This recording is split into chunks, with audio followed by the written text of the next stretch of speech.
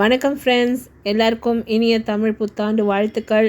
இன்றைக்கி பார்த்திங்கன்னா நான் புத்தாண்டு ரொம்ப சிம்பிளாக கும்பிட்டுட்டேன். ஏன்னா நான் சமையலெல்லாம் ரொம்ப பண்ண போகல. ரொம்ப வேலையாக இருந்தது. ஹவுஸ் அரேஞ்ச்மெண்ட் உங்களுக்கு எல்லாருக்கும் தெரியும், நான் ஷிஃப்ட் பண்ணியிருக்கேன் பெங்களூர்லேருந்து. ஸோ எவ்வளோ முடிஞ்சதோ அவ்வளோ நான் வந்து பூஜை பண்ணேன். முக்கணி வச்சு சாமிக்கு விளக்கேற்றி நெய் தீபம் ஏற்றி பூஜை பண்ணிட்டேன்.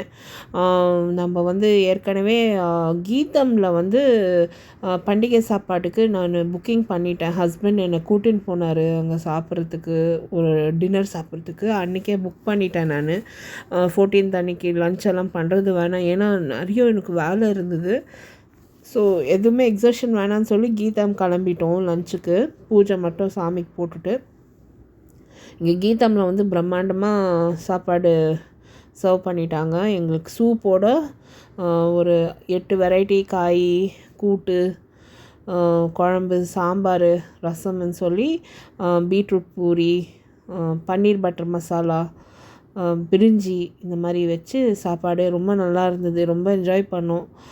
ஏன்னா எனக்கு ஹெல்த் தான் முக்கியம். இப்போது நான் வந்து ரொம்ப எக்ஸர்ஷன் பண்ணிட்டேன். ஃபார் த பாஸ்ட் 20-25 டேஸாக ரொம்ப எனக்கு ஒர்க் அதிகமாக இருக்குது, ஒர்க் லோடு அதிகமாக இருக்குது. ஸோ இப்போ பார்த்திங்கன்னா நான் இந்த பொடி சாதமெல்லாம் ரொம்ப என்ஜாய் பண்ணி சாப்பிட்டேன். அதே மாதிரி இந்த டொமேட்டோ சட்னி ரொம்ப நல்லா இருந்தது. ஸோ வந்து ரொம்ப என்ஜாய் பண்ணோம். இந்த பண்டிகை வந்து ரொம்ப நல்லா சிறப்பாக போச்சு. ஐஸ்கிரீம் ஓட முடிச்சுட்டு வீட்டுக்கு ரிட்டர்ன் ஆகும்போது எங்கள் வீட்டு பின்னாடி பக்கம் ஒரு சிவன் கோயில் இருக்குது. அங்கே வந்து தேர் நடந்துகிட்டு இருந்தது. ஸோ தேரெல்லாம் பார்த்துட்டு வீட்டுக்கு ரிட்டர்ன் ஆனோம். ரொம்ப ஃபுல்ஃபில்லிங்காக நல்லா இருந்தது ஃப்ரெண்ட்ஸ். மறக்காமல் என்னோடய சேனல் சப்ஸ்கிரைப் பண்ணுங்கள். அடுத்த வீடியோவில் சந்திக்கலாம். தேங்க்ஸ் ஃபார் வாட்சிங்.